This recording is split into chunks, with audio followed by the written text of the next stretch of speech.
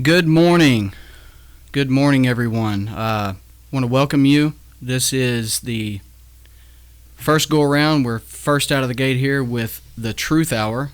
This is a show of political insight and principle based on our Christian beliefs and our faith. I want to welcome, alongside myself here is Dave Deagle, my brother in Christ. I like to say my brother from another mother. Hey, good morning, everybody. Yeah. It's at least here in the 11 o'clock on the East Coast, and this is a debut show for today for streaming for the Truth Hour, and I'm thankful, Shane, that you've come up with this idea for us to talk about some things that's always on our minds. Right.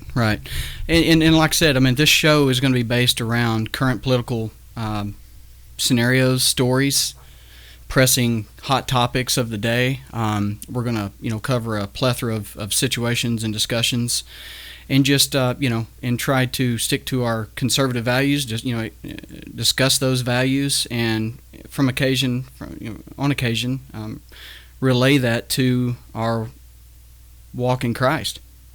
And our faith. So I think I think they're intertwined, guys. So Dave, if you want to go ahead and plug, you're great at the verbiage on this, guys. I'm brand new on situations like this, so I don't have much experience. So go ahead, Dave. Gotcha. We are utilizing YouTube, of course, right now. We would also encourage you to subscribe to the YouTube channel.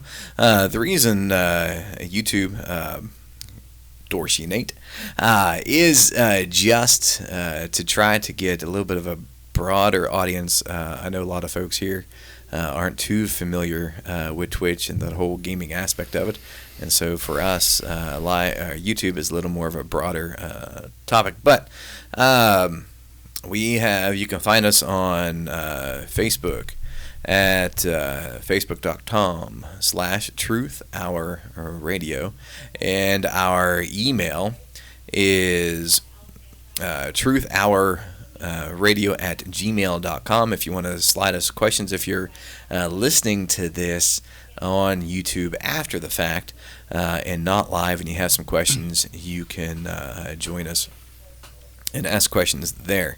But you can also join in all the time, YouTube on chat while we are live, and I thank you, Dorsey, for being here, sir, and chatting Absolutely. here with us on our debut. You are making history for being on here with us. It's a brand new outing for us, and we're excited. Great information, Dave, on that. We're getting the links up. We definitely want people to follow us, to like us, to subscribe to us, and our goal here is to get the truth out about certain political views and insight, and then also to keep it underneath the umbrella of our Christian values. So, with that, we have a big long list of topics to discuss this morning in this very short but compact hour that we do have. So, Dave, what did we have pulled up first there? Are we going to discuss Hillary Clinton, or what did we have? Yes, we have Hillary Clinton's. She's, I guess everybody knows the situation. Lost the election to Donald Trump. Has been on a book tour recently. Her new book is called, ironically, What Happened. And so we're going to discuss that to come out of the gate here. What did happen? Exactly. Well, in I wish words. I wish Hillary would write a book so that I can know what happened. Exactly. Well, wait a minute. She did. Yeah, exactly. And I could sum it up in 2 words. She lost. So, and I mean, I'm not trying to be brutal about that, but those are the facts. And unfortunately, and I've watched a lot to do with this. It's somewhat sad.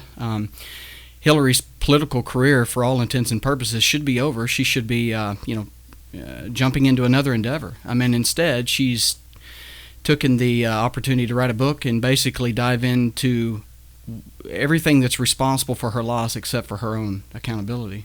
Well, and I don't. What is the point of rehashing all these things, other than, in my mind, making some money off a book? Correct. I think about all the people. I remember those videos of the night that she lost the election, and it was, completely predicted that she was going to win, right? Everybody thought she was going to win this by a landslide, and then everybody just devastated. And the pictures of people just crying, and they wouldn't leave the venue conference center without her coming out. And then they come out and say, "Oh, sorry, just go home. We're going to address this tomorrow." Well, but you remember what happened to precede that, right? I mean, she didn't come out. That's the whole point. Podesta preceded her, came out. John Podesta, I believe, is his name. He came out and gave that horse and pony, story about, well, we fought the good fight. The votes aren't all counted yet. We're still fighting. We're going to fight to the bitter end. When the reality was, Trump just took Pennsylvania and closed the door with all the electoral votes. Right. He closed the door of Pennsylvania, and that was the end of the good night. Yeah. Nate says, what happened? Well, the Democrats nominated someone that made me pick my 13th favorite presidential candidate that year. Absolutely. It was, absolutely, in my mind, just a poor choice for the Democrats there. There would have been other people that I think could have gave Trump or some of these others a run for their money.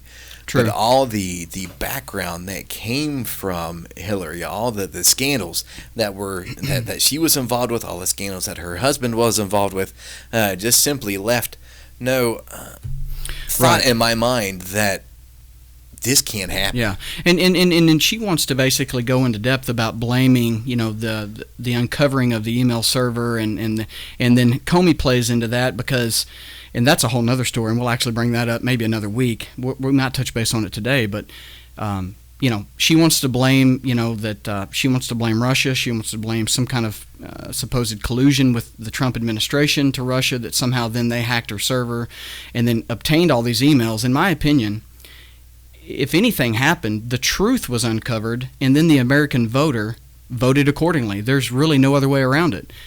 For those that were on the fence, I mean, there was a decisive part of America that had already made their mind up, right? Right. And through this book and through the speeches that she's made since last November, who has she been blaming? Everybody, right? Things Trump and his staff did, Russia. We go to her own staff, right? Right. Everybody else but me. Yeah, but HCR or HRC. HRC, yeah. Exactly. Everybody but HRC. Yeah. And to me, I think that just goes to show you what kind of leader she would have been had she been in. And this brings up to my mind when I think about, we're going to connect this a little bit to the religious and spiritual aspect of it, the kind of the theme of our show. When I look at God using nations and setting people up, right? The scripture tells us, that God is putting those people in positions of power for his good purpose. The reason why Hillary Rodham Clinton did not get the leadership position of the United States as president is that because it was God's will not to put her in there, because from his purposes, he could see what this country needed. Right. Right. I mean, we've been in a long downturn as far as government overreach. There is, and I won't even go into, I'm not going to directly point the finger at the Obama administration, but for 8 years, this country, in my opinion, took an extreme downturn. A lot of socialist tendencies had risen out of the Obama administration. Government overreach. You have I don't even have time to ring off the countless scandals against the conservative movement, against conservatives in general, that against the NRA, you have the Fast and Furious scandal, where the government was running guns to then turn around and say that, oh look, well, our guns are being ran across the border. Well, it just so happens that the guns that they allowed to be smuggled across the border got used in the various crime that then turned around. They found them through their own investigation. Well, Eric Holder was involved in that, Right. Nobody ever held him accountable. You have the IRS scandal, right, where conservative groups were applying for a certain tax status and couldn't get that because they were being scrutinized by a Obama administration type IRS that was prohibiting that. Mm-hmm. I could go on. Yeah. You got Benghazi. You got tons Yeah. of things that she was absolutely a part of, Mm-hmm. and then for some reason thought that we as the American people were too stupid to remember those things, or that her staff was well enough to deceive us into thinking that she was going to be this fantastic leader. Nate comments, and he says the Democrats' current problems stem from getting crushed in 2010 with the local elections and putting Republicans in charge of the political redistricting. This leads to fewer local Democrats selected in moderate states, which led to a weaker candidate pool to choose from. Right. So it's almost like the theory that the worse it gets, the worse it gets.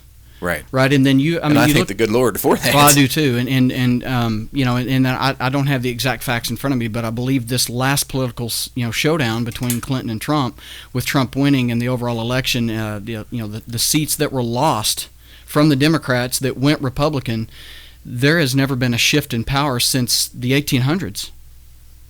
I believe there was. It goes all the way back to just around the Civil War. Okay. That's incredible. Yeah. And so, if one wants to look for a reason why a specific political party did not achieve what it wanted to achieve, they don't need to look very far. They definitely will. And everybody that's coming on board, we appreciate you being here with us this morning. Dave is going to go ahead, and he's the technicals here. He's typing and he's plugging, and so I appreciate his skill set on that, because I have absolutely none of that. He's the weak link. Right. So, but let's tie into it real quick, Dave, while we're sitting here kind of in a lull. Let's tie into a few of the reasons why then candidate Clinton basically failed the race. I mean, let's go back in time a little bit. I mean, it came across Fox News yesterday to revisit the Benghazi scandal, that unfortunate tragedy that was set in place by, in my opinion, her inadequate leadership in the position that she had. She left our ambassador in danger, and the faculty ignored countless requests by not only Ambassador Stevens but those around him to beef up security in Benghazi just prior to the anniversary of 9/11. And what ended up happening, history can tell. I mean, basically they were attacked. They had very little to no support, and the rest is history. But it came across the newswire yesterday, I believe, on Fox is where I saw it, that there were various contractors that were actually bidding for the security job of Benghazi, and they were declined the contract in lieu of a British company, I believe is the fact. And right before, I believe yesterday they stated on Fox that within about 2 weeks of that attack that killed Ambassador Stevens, that this company was then approached or reached out to by the U.S. government to then come in, because they saw just how dire straits that they were in, just how dire the situation was, and that they knew it was horrible over there and that something was about to happen. Well, the government reached out to this American company to then take the lead on the security detail, and it was too late. By the time I don't even think they even got to pull the trigger and get over there and get situated, because then the attack happened and Ambassador Stevens died along with a number of other heroes. These contractors were then approached immediately following, the weeks following that tragedy, and they are on record as stating that they were requested to remain silent. Well, why would you be requested to remain silent on something? Unless you did something wrong. Exactly. And that's just unbelievable. I mean, we put our own people in harm's way unnecessarily and left them there. Right. But I know, we've gone over that in this country for time and time again.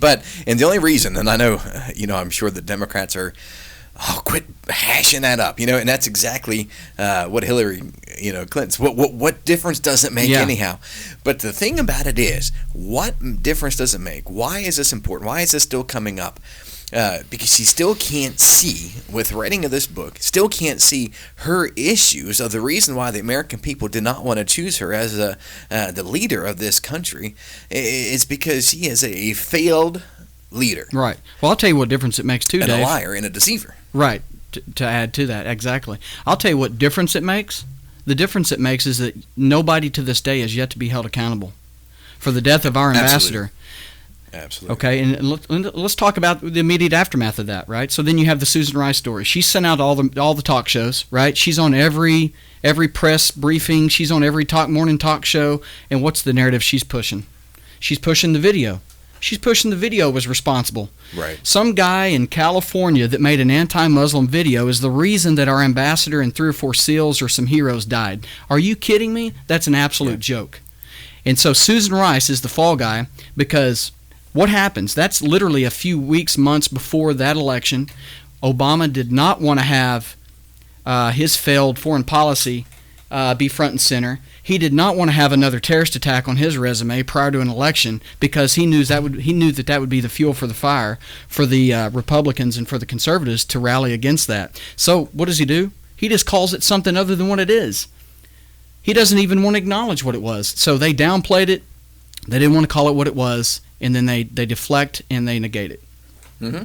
And where, if it was a video, okay, it's come out that it wasn't. But it's obvious it wasn't. Right. Where still is their backup? Where is the the help from other military actions that are there, that are poised, ready to go? Why aren't they there in that situation? But we're held back. Yeah, right? Well, they were told to stand down. They were actually told to stand down, and even and here's the thing: those contractors that were there on ground, in country, that were taking shells and taking fire, just like the heroes that died, were actually on a microcosm. Were actually told to stand down, and then air support and assets that could have reached Benghazi within a matter of an hour or less never showed up. Now you tell me why that is. And in my opinion, based on the facts that I've listened to and I've studied and I've looked at over the course of the last number of years, there's one reason, and it's despicable. In my opinion, no assets were sent to bail our ambassador and his staff out, because in doing so would acknowledge that there was a problem, would acknowledge that there was a terrorist attack, and would acknowledge that there was a failure on the Obama administration's part, more specifically Clinton. And they didn't want to have that on the precipice of an election. Mm-hmm. That's disgusting. Absolutely.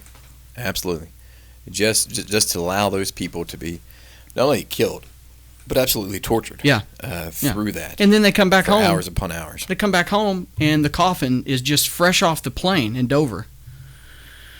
And Clinton and Obama basically all but lie to the families of the fallen. I cannot imagine. We're going to get that guy with the video. We're going to get him. Yeah. Are you kidding me? I can't imagine what state, we're almost a year since this election, almost. Just shy of a few months of a year from this election. I can't imagine what this situation this country would be in had the election gone a different way. Hey, Lauren, welcome, my friend. It would just be unbelievable, the things that we would be, at least in my mind, the things that we would be dealing with. It'd be catastrophic. Yep. Let's transition, since we don't have, where are we at on time? About 20 in? Yep. Yeah, let's go ahead and transition here. I mean, we could literally fill days, I could, on the Clinton issue, we could get into Clinton Foundation, pay to play, which was what the Clinton Foundation was. I mean, we could talk about that all day, too. I mean, I find it ironic, just to deviate and kind of transition here, I find it ironic that the Clintons and the Obamas and a lot of the Dems want to actually say that there's some kind of collusion with the Russians, when the Clintons were the epitome of collusion. They were colluding with the Russians. They were the one that did Uranium One. If anybody listening actually wants to find out what that was, in layman's terms, it was pay to play. Now the Russians have rights to one of the biggest uranium deposits, American uranium deposits, because of what the Clintons did.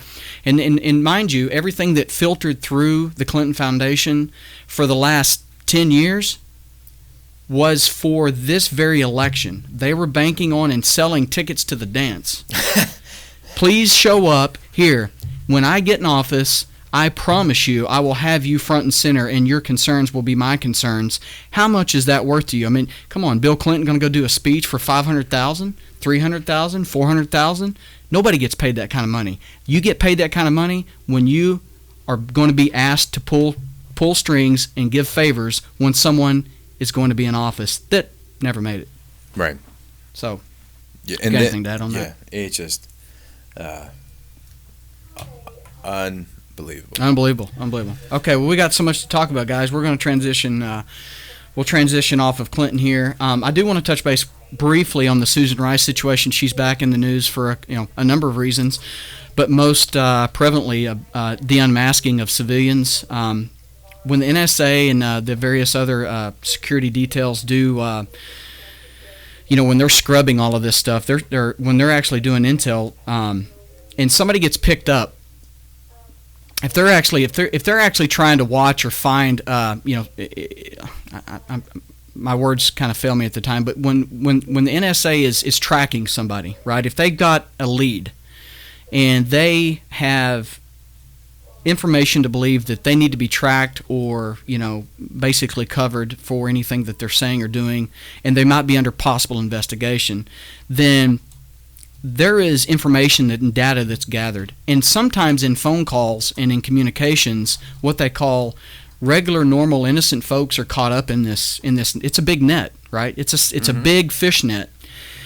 The negative of this is that this was used as a political tool in this past election, and the truth is yet to be uncovered fully, I believe, and accountability lies within the Obama administration and various entities like Susan Rice.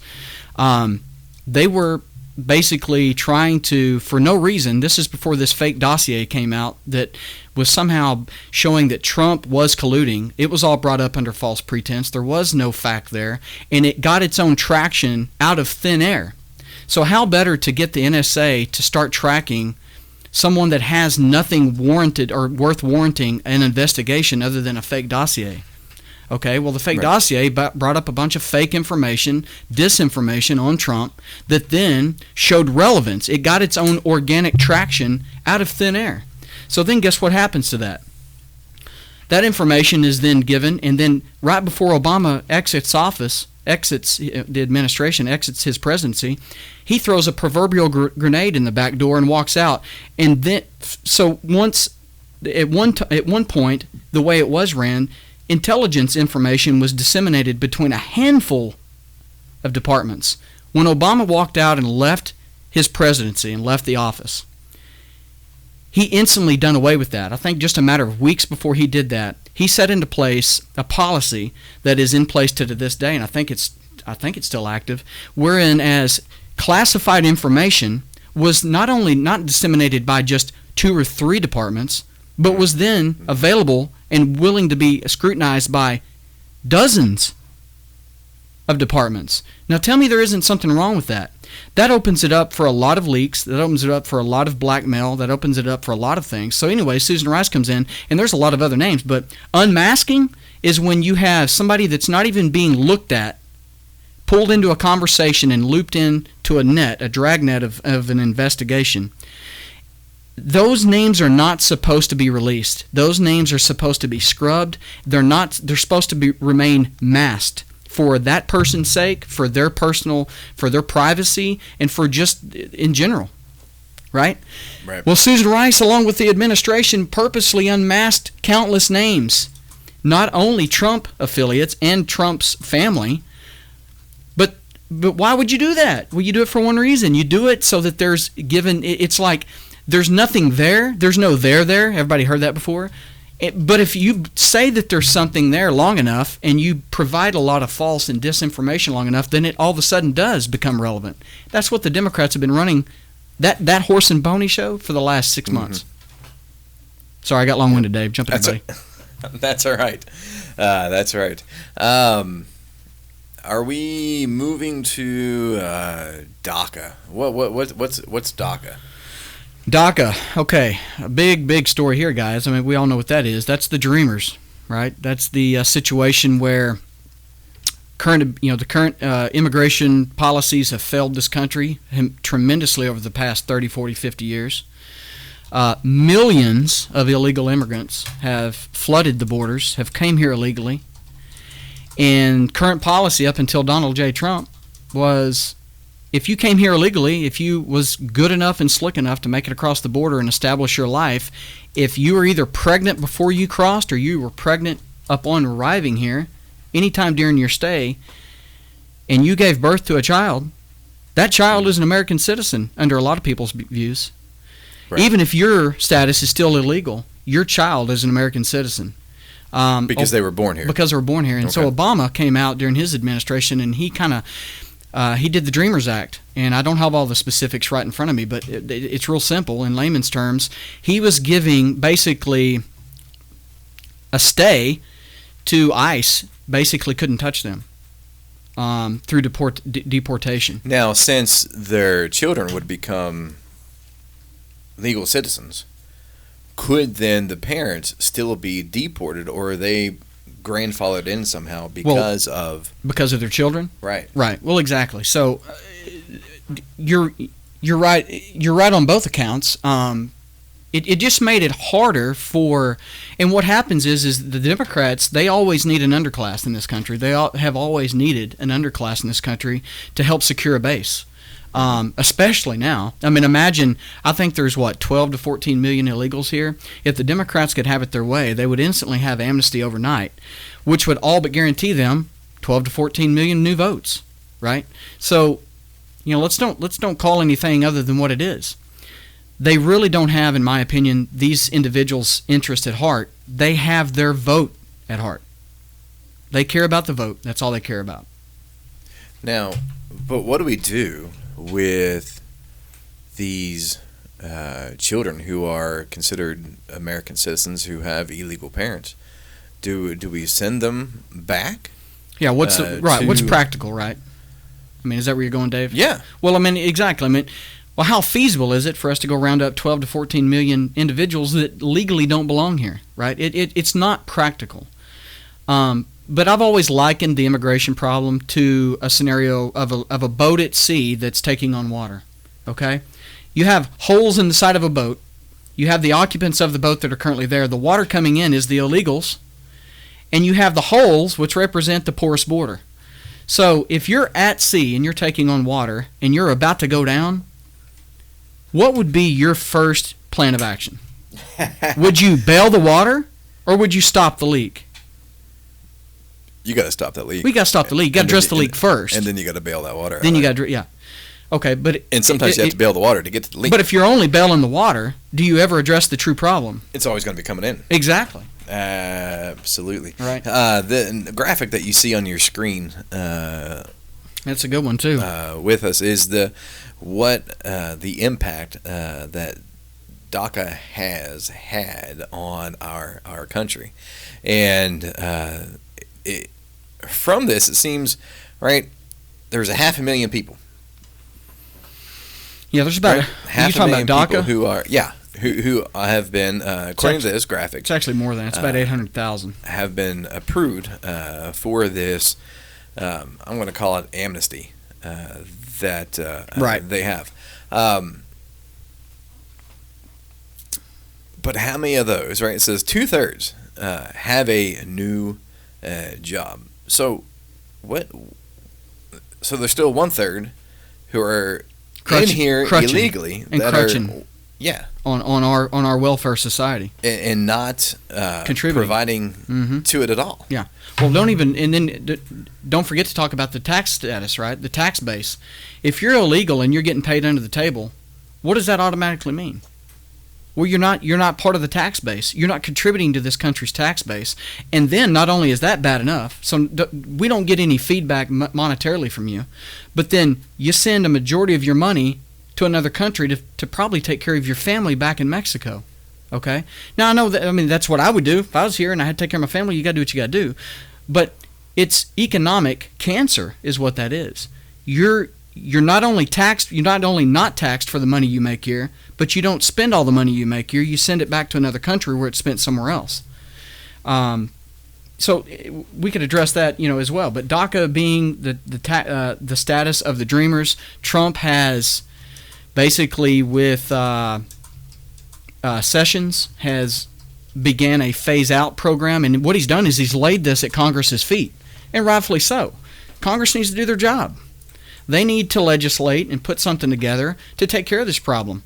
Trump's job is to protect the American interests, and that's exactly what he's doing.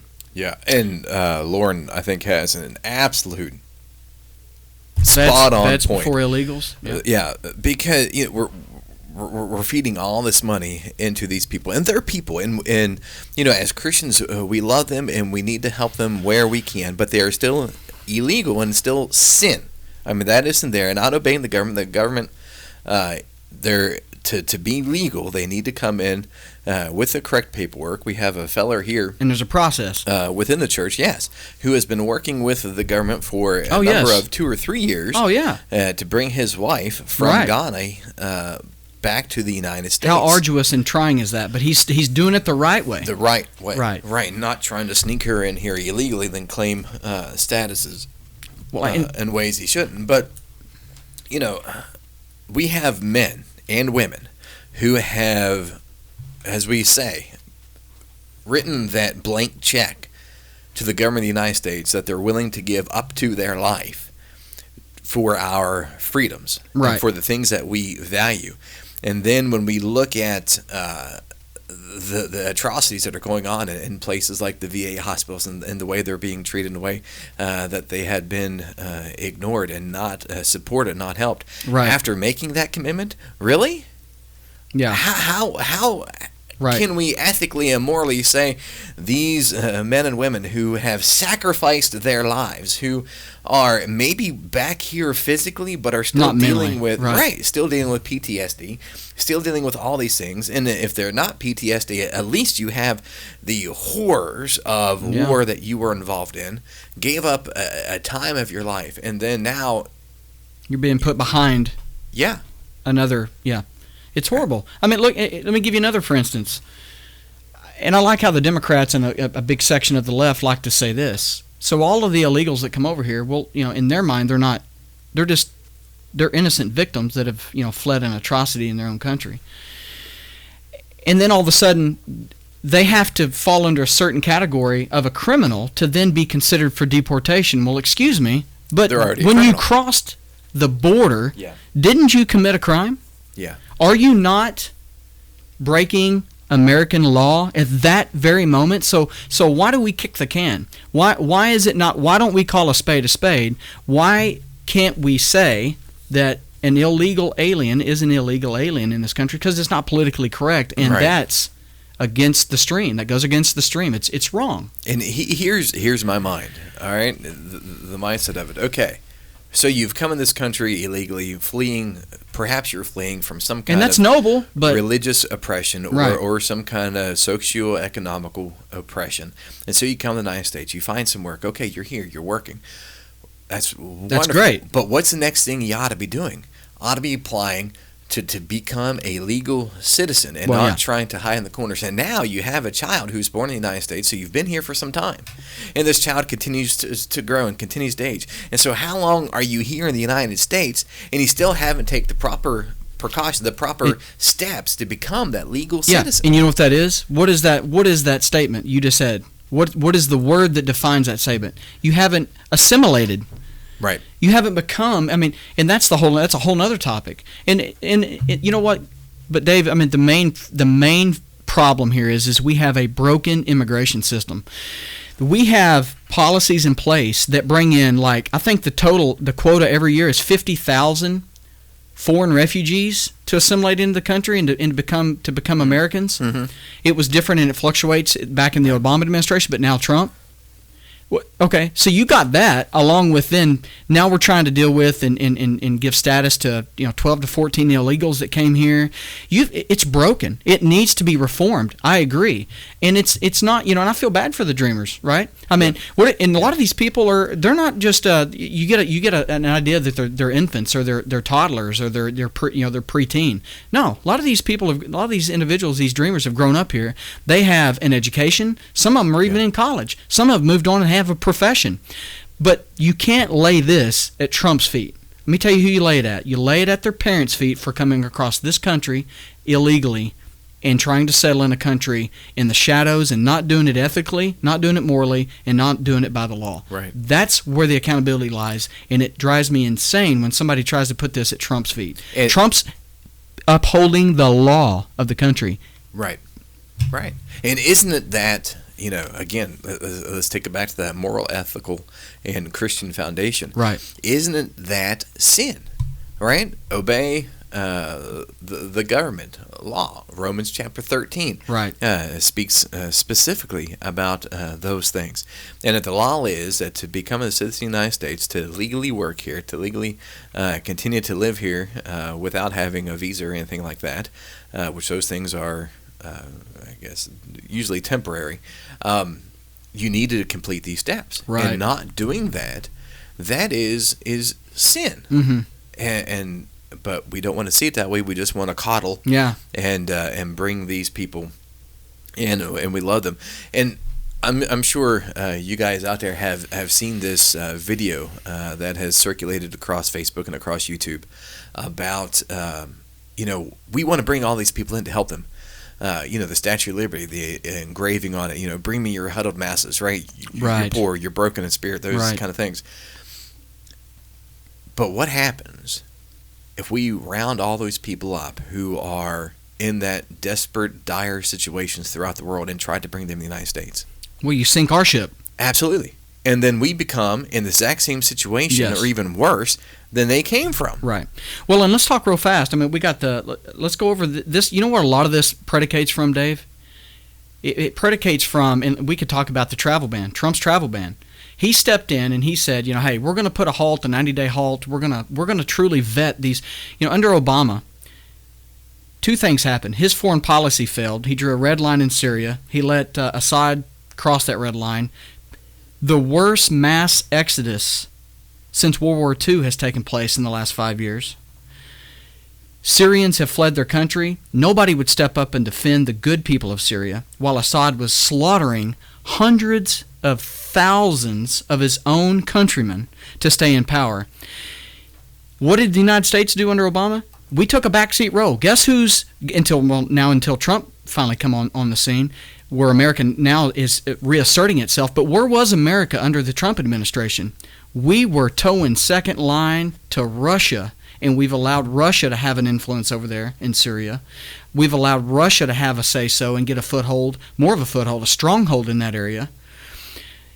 If the Obama administration would have fought for what was right and fought for what was truthful and fought for the Syrian people, put a coalition together to stand up for the Syrian people and the atrocities of Assad, that mass migration would have never happened to begin with. Those hundreds of thousands, if not millions of refugees that have been flooded into Europe, now Europe's got a crisis. What would have been better? How about you fix the problem? You allow the people of Syria to stay in their country of Syria. You don't have a mass exodus like you've got, where they've had to reassimilate and flood into other countries, reassimilate and be flooded into our own countries. That's the wrong way to address the problem. And Trump comes in and says, hey, let's just put a temporary freeze on this. We're going to vet. And here's the thing. Obama and John Kerry, they were like, we haven't vetted them. There wasn't a process to vet these people. You're not talking with a country that's got all that in place. We were bringing in people, in Al-Qaeda and ISIS have openly stated, we'll Trojan horse into your country. What better way to do it? We'll either come across the southern border or you'll invite us in as a refugee. So let's don't vet these people. And if you say stop and let's vet you, somehow you're, anti-Muslim or you're anti-this or that. No. It's called he's upholding the current laws on the books for this country. So, anybody that wants to lay it on a different platform is absolutely wrong. What else you want to talk about, Dave? Where are we at? We want to go ahead and... We got DACA. We talked about the contractors. We've briefly skirted over Susan Rice and the unmasking. We've talked about Trump's travel ban. That was an addition. We didn't actually have that listed, but we went ahead and discussed it. We also have down here, I don't know if you got anything down for this day. I actually wrote down Comey and his subpoena. I don't think I told you about this. Yeah, go ahead. Let's talk about that. Yeah, let's go and talk about that. So, everybody knows, is well aware if you've been listening to the news, James Comey's part in this is still yet to be told. It's absolutely horrendous, if you ask me. He's possibly going to be subpoenaed again to retestify. Come to find out, there's been new information in the light of day that basically states that, that basically Comey had made his mind up. Comey had made his mind up, and basically already knew that he was going to put an end to the Clinton investigation well before he actually wrote up. I think there was a letter, there was something he was going to actually write up and submit, which exonerated or basically put an end to the Clinton investigation. I mean, it's been false and fake from the get-go. And you know what's funny too? We've pushed for more information regarding this, and the FBI has shut us down. There's been freedom of information requests. There's been all of this done. The FBI's got something to hide. Period. End of sentence. They don't want, they don't want that to come to light. Is he fired yet? Yeah. Okay, he's fired. gone. He's gone. He wrote a book deal and he wrote off into sunset. Let him ride off in the sunset. Glad he's gone. Yeah. Just well, good riddance. Just don't bring him back. Well, the one of the suggestions to Nancy Pelosi's bad too.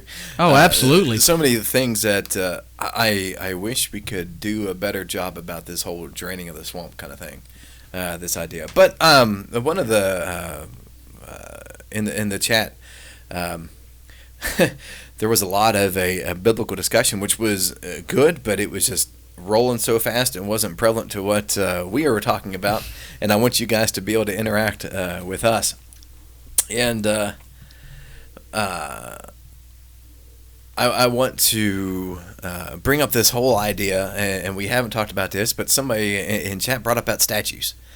Because we mentioned the Statue of Liberty, and the statement was that that's going to be the next statue to be torn down. Yeah. What are your views on whether we should have these racist, right? That's how it's worded. These racist statues who remind us of the oppression that our grandfathers and great-grandfathers and great-great-great-grandfathers went through. And now these reminders are all throughout our United States, and we have to look at them every day. And so it should be good for us to take these things down. Well, it's a good question, and I think here's what I would have done. And if we could have been proactive and went back in time, this is how I think that should have happened. We should always acknowledge our history, but there's elements of our history that aren't worth honoring, I believe, that aren't honorable. Now, that doesn't mean that they're not worth acknowledging and worth looking into and studying, but I think a lot of memorabilia and things that are there to remind us and statues of a very, very, very dark time in this country's history, in my opinion, would have been initially, now they're there, and now that changes my opinion, but initially should have been probably put in some kind of a public viewing area such as a museum. Maybe in an area where if you so choose to go see that, then you can choose to go see that. But for people that are offended by those things, to have those basically thrust down your throat on a daily basis, out in the public forum or in the city, in the middle of a city or some parkway somewhere across the great country of America, I don't think that's proper. I don't believe. But here's the facts: they are there. So I don't necessarily believe that they should be torn down. Removed and put into a public place of viewing is fine with me. But since we've already been there and done that, we can't regurgitate history. We lived through the Civil War. The ramifications of that are still playing out, I guess, through a lot of situations. I believe this stuff should be let go of. But relics and statues that remind us of that bitter time in our history should probably be somewhere else other than right out in front of people that have to probably swallow that every day. But aren't those things a reminder of what had happened to not repeat it? I look at the scriptures. There were a lot of things that were set up not as idols, but like the stones that were set up after the Jews crossed over the Jordan River before entering into Jericho. right? They set up these 12 stones as a reminder of God leading them through those 40 years through the wilderness, Right. and God being with them through that, and now they're going to be taking over the promised land. And so there's remembrance, right? Reflection. Right, and you go down to Stone Mountain, Georgia, right? And then you've got these Confederate soldiers who are carved into the mountainside, and it is a reminder of what had happened. Now, should we look at that as Nate said, inanimate objects such as statues cannot to be racist in and of themselves? We're in my mind, we're looking at them wrong. We should look at them not as these things are racist and that we're bowing down to General Right. Robert E. Lee and we're bowing down to all these people And what they because stood we're for. right, but that it's a reminder of the troubled past that we had in our history and the division that came about because of that, and that we should not, as a people unified together under a nation, or people unified together with Christian values, that we should not be divided, and that we should not want to go back to that time period again, to repeat that awful history in our past. I agree with that. And Lauren's got a good comment there. I mean, this country was built on blood, and the statues are there to honor those that did die for this country. I'm in full agreement. And under most circumstances, and like I said, the Civil War is a very pivotal point. I mean, it's a hot topic. And I mean, the reality is, there was a lot to do with the Confederacy that had nothing to do with racism and slavery. There was a lot of that was tied into a whole nother process. But unfortunately, what ends up being thought about the most is that, the South and the Confederacy was all about and only about slavery, and that's an absolute lie. It's not just there. That was a big part of the Civil War, but that was not the culmination of the entirety of the war. There was other things being fought for, Right, and that falls off to the wayside. Right.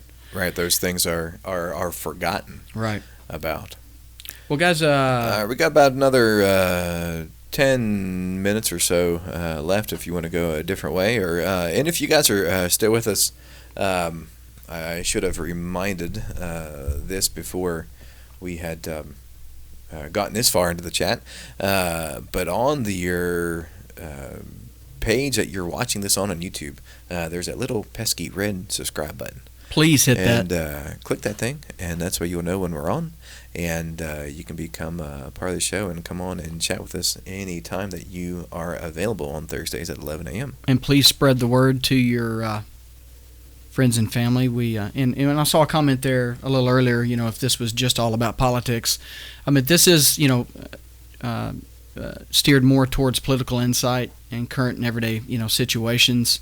There are, the Bible studies and stuff prior to this on Thursdays, and then now also on Wednesdays. But this is addressing, I believe we all individually, whether or not you're a Christian or not, we have an inherent responsibility to stay informed with the day's political events. We had people, like Lauren said, this country is, founded on blood and built on blood. We've been given the right to vote because of those people shedding their blood. And with that responsibility comes the responsibility to be educated and up to date on current standings, and for us all not to be ignorant of things going on around us. We have a duty to be informed. Now, it shouldn't consume us. We should have, a balance. Yeah, don't make it an idol. Yeah, don't make it an idol, but be balanced in it. But you definitely have to be proactive and intentional. It's just like anything. If you want to grow in Christ and grow in your faith, you need to be intentional. If you want to grow in your political views and have a certain stance on facts and truth, you got to be intentional. And that's what this show's about. And so I guess that leads to another question that we're not going to talk about today, but maybe down the road. Should Christians, right, be involved with politics and with voting? And because I know there's that whole idea of the pacifism that's out there, that we shouldn't be involved at all. We shouldn't even vote. We have nothing to do with it all because we're not of this world. But I think that might be a good discussion later on about that. Zinedine. Yeah, you get to hear Dave twice in one day and 2 days back to back. How about that? Yeah, Zinedine, I feel your pain. But we definitely need to make sure that we don't repeat history. Now, I don't want to. I've got my own personal struggles with our current leadership of President Donald Trump. But I tell you what, this next picture that's going to come up, Absolutely. I really appreciate. This is one of many. We all were praying for those folks in Texas and those folks in Florida, and we are thankful it wasn't worse than what it has become. But it's nice to see leadership of this country who not only just cares, but we know prays for these folks, public prayer being put out there, but also physically going down and helping. Yeah, and that says something, Putting Dave. everything aside. Yeah. Not going out and continuing to finish up your 18 holes of golf. Right, which we could basically leave that open-ended as to what that interpretation is. Exactly. Right. I mean, he's serving the people. And you know what? There was a lot of people interviewed, guys, down in Houston. When he went down to Houston after, what was it, Harvey? After Harvey hit, and he was welcomed with open arms for the most part. There are pitchers and individuals that have been interviewed since that were staunch advocates against Trump. They were never Trumpers, and they have all but converted over to seeing just what kind of a genuine man this president is. He went down, he helped, he came down to everybody's level there. He was a president for the people, and is a president for the people, in my opinion, but truly showed it. I mean, when you go to these natural disasters and you're willing to basically sit out there on the soup lines and the supply lines, and you're willing to sweat with them and go through the hardship, while it is temporary and he doesn't have to live in that, it doesn't matter. That says a lot about the man. And there's a lot of public persona that's projected on this president through the mainstream media that is absolutely not true, and it's false. And yeah. I want to be sure throughout our show to always support this president. There are things that he does that I don't agree with. I'll be the first to admit it. He is rough around the edges in a lot of ways, but I'm going to tell you what, he is our president, guys. He is our president. And as citizens of this great country that men and women have fought and died for to give us the rights that we have an obligation to back this president. We should want this president to succeed.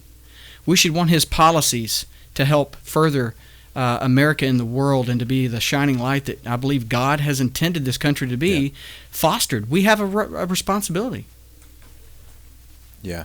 And I like Lauren's comment right there that, well, that's a stupid little notification that just came on my computer. Sorry about that.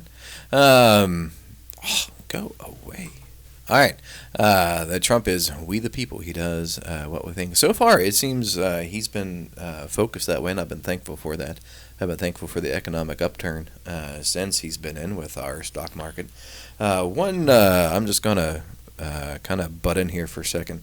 I had just gotten a notification on my phone that there has been don't know yet whether in an accident or some sort of something, I don't know, but 15 soldiers down at Fort Bragg were injured from an explosion on a training field. So keep those absolutely soldiers in your prayers that they are going to be okay.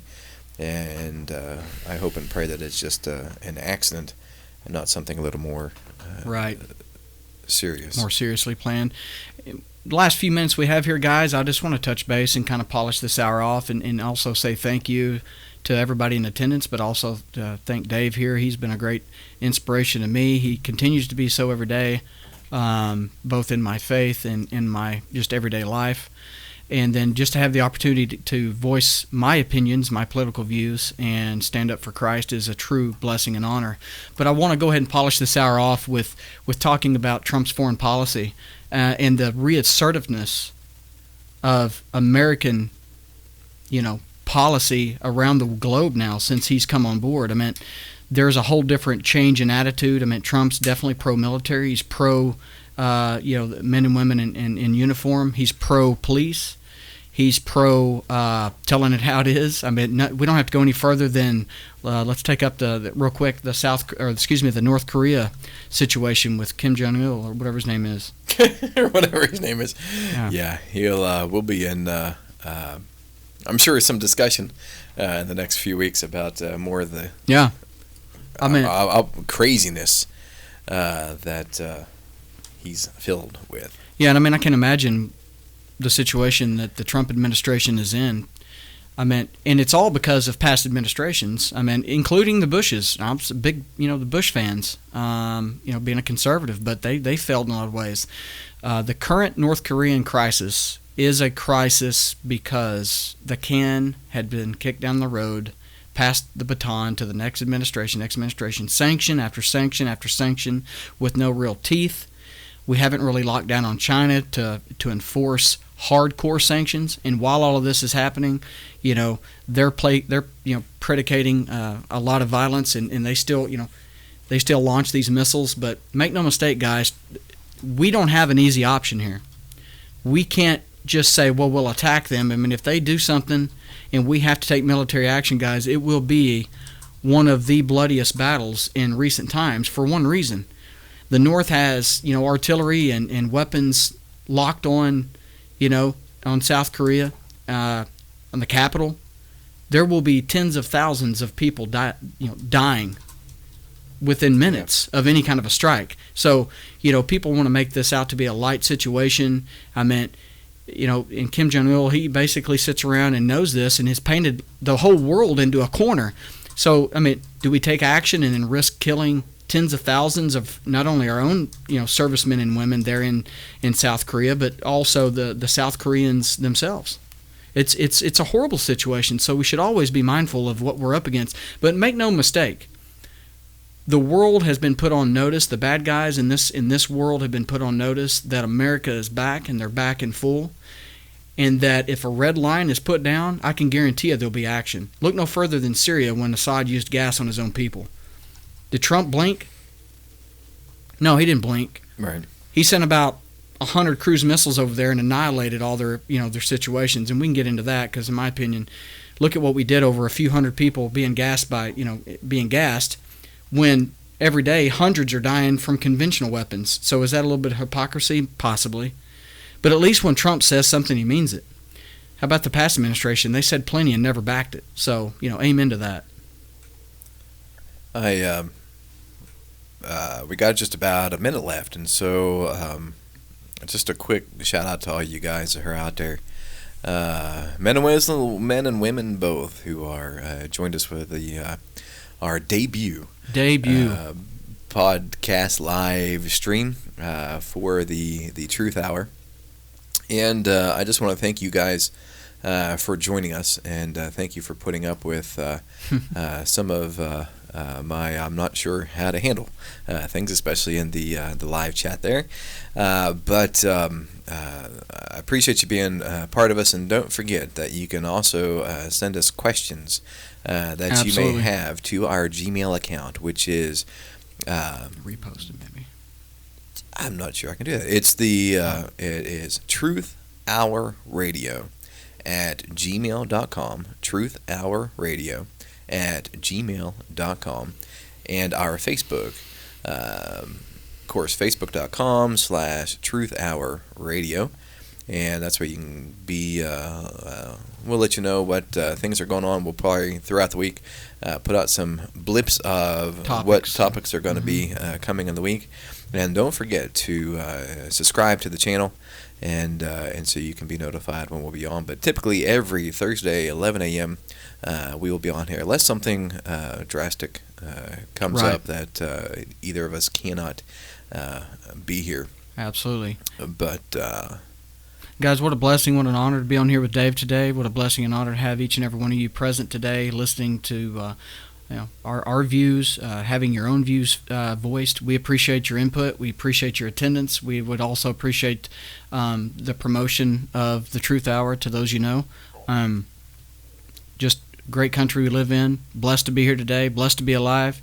Blessed to be a Christian, and we appreciate you and love you. Yeah, and one other thing that because of Fuzzy Spartan, some of you who are joining us right now don't know about that, but every Wednesday morning and every Thursday morning at 9 a.m. We do a discussion and a more of a Bible-focused Bible study, and absolutely on Thursday mornings at 9. It is a Bible study, both textual and then topical. It's really good. That you can join us with, and that is over at twitch.tv/Fuzzy Spartan. And so make sure you are part of that as well. Absolutely. And that is a great discussion that we had there. And when he has time, he's going to join us on the Truth Hour as well. All right, guys, we had a blast. We look forward to many more weeks and shows with you, and look forward to growing together politically, discussing truth, discussing fact, and growing our faith.